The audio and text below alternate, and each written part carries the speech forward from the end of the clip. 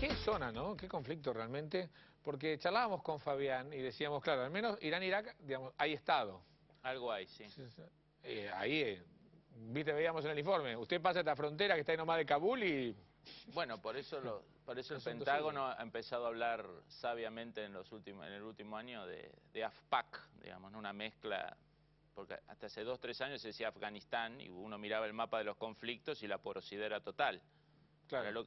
lo que se ha asumido es que hay una zona interactiva, digamos, de frontera seca Sí. entre los dos países, donde actúan actores no estatales desde el narcotráfico en los dos lados, Al-Qaeda en los dos lados, los talibanes en los dos lados. Bueno, ahí. ¿El enemigo de Estados Unidos es Al-Qaeda? ¿O son los talibanes? ¿O es lo mismo?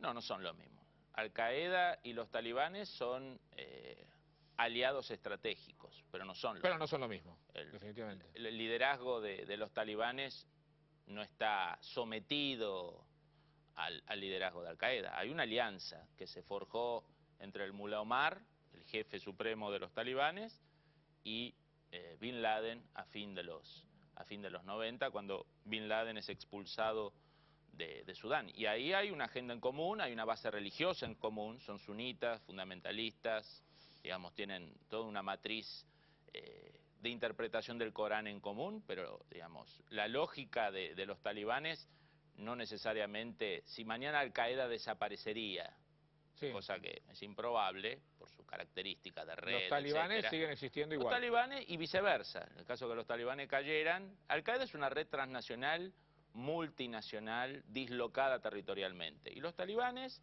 es una formación político-religiosa militar muy relacionada a Pakistán, muy relacionada a intereses de la inteligencia pakistaní en Afganistán, y uno de los Frankenstein que surgieron en los 80, hay una película que se llama Los Juegos del Poder, con Tom Hanks, sobre la guerra de los 80 en Afganistán contra los soviéticos. Rusia, Estados Unidos, Bueno, todo lo demás. de este tablero, ¿no? El influjo de armas, de recursos, de plata, de intereses geopolíticos, cuando los soviéticos se retiran de Afganistán en el 88, bueno, eso queda como zona olvidada, y bueno, Los espacios se ocupan. los espacios se ocupan y lo fue ocupando esta organización. Ahora, los narcotraficantes son, parece, esenciales en todo esto. La producción de opio en Afganistán, veíamos en el informe, es el 93% mundial.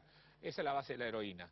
¿Los narcotraficantes son un tercero en discordia? ¿O son los mismos talibanes que hacen opio y narcotrafican? No, son terceros. Son terceros. Son terceros y de hecho en la hegemonía talibán que termina en el 2001 con la invasión americana, por esa visión, digamos, de control total, no me animaría a decir totalitario porque no quiero ofender a Hannah Arendt, la vieja categoría del totalitarismo, pero Sí. esta idea de control total que tenían los talibanes, obviamente en una idea de control total, puritano y ultrarreligioso, el narcotráfico era inaceptable.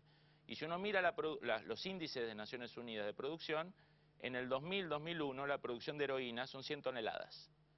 Hoy, 8 años después, la producción de heroína son 780 toneladas. Bien, ha crecido 8 veces. Y el enviado de Obama para la zona, que es Richard Holbrooke, digamos que es uno de los pesos pesados de la administración americana en política exterior, la semana pasada anunció que hay que cambiar de raíz la política en Afganistán y cambiar de raíz la política contra la lucha contra el narcotráfico en Afganistán. ¿Por qué? Porque los talibanes peleaban contra los narcotraficantes por su propia agenda. Ahora, cuando entra la OTAN, cuando entra los Estados Unidos, los talibanes, como dicen los gauchos en el campo, el fuego se hace con la leña que hay. Por lo tanto, ahí se empieza a tejer una alianza una relación con el narcotráfico. Y también los países occidentales. Una de las cosas que sucede es que en algunos casos había conflictos entre talibanes y narcotraficantes. Ahora, si vos sos comandante militar en Afganistán de una zona, ¿vos vas a atacar a los narcotraficantes que pelean con Al-Qaeda o los narcotraficantes que pelean con los talibanes? No. Vas a hacer la vista gorda, no sé si no lo ayudarás, pero como mínimo no lo atacás. Entonces en ese ambiente, digamos, amistoso que se empieza a desarrollar hacia ellos. Crecieron, bueno, de 100 a 780 toneladas, con el agravante que mucha de esa heroína se consume en Irán y en China. Con lo cual... No es a Occidente. Una parte Parte grande va a se tiene que ir. Europa, pero por cercanía, los países más afectados por este boom de la heroína son Irán y China, dos países que tienen sus Conflicto. puntos conflictivos con Ahora, Estados el Unidos. financiamiento talibán es ese único, porque digo, si Irán no lo financia, Estados Unidos no lo financia, el financiamiento es el narcotráfico. No tiene demasiado financiamiento alternativo. Los rusos no son. No, el financiamiento de los talibanes es no estatal. Son los aportes de grandes familias o de grupos económicos muy importantes del mundo árabe. Piense que los talibanes surgen de una agenda muy activa, digamos, de Sí. sectores sunitas religiosos del Golfo Pérsico, con intereses políticos y con intereses religiosos, que hacen pie en Pakistán y que tienen una alianza con los servicios de inteligencia Pero tiene pakistaní. financiamiento Digo, particular. pero los talibanes llegaron a controlar el 95% de Afganistán, cosa históricamente difícil, controlar Afganistán. Correcto. Lo único que le faltó fue la zona uzbeca de arriba, ¿no? Del ejército del norte, que eso no lo pudo controlar. Controló el 95% de Afganistán hasta el 2001 sin pactar con el narcotráfico. Su fuente de poder, de armas y de recursos no venían del narcotráfico. Venían de otro lugar. Venían del Golfo Pérsico, venían de Al-Qaeda, venían de Pakistán. Rápidamente, por sí o por no por el tiempo, ¿va a pasar a ser en los próximos años más importante Afganistán como objetivo estratégico que Irak?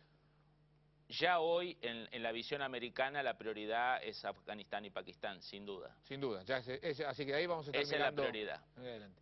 No quería dejar de irnos por un tema que no tiene que ver con Medio Oriente, sino con el tema de Honduras.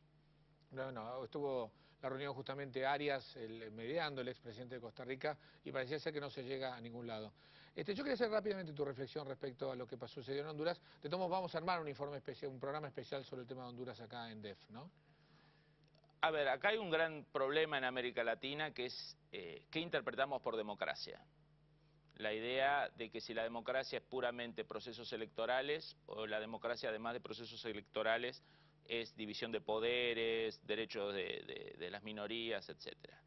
Claramente el gobierno de Honduras era un gobierno democrático, en el sentido que Zelaya fue votado mayoritariamente. Hay muy serias dudas de que el gobierno de Zelaya ha sido un gobierno republicano, pero en realidad hay muy pocos gobiernos republicanos en América Latina. Correcto. ¿No? Por lo tanto, y el otro elemento es que fue un golpe innecesario, en el sentido de cómo se articuló.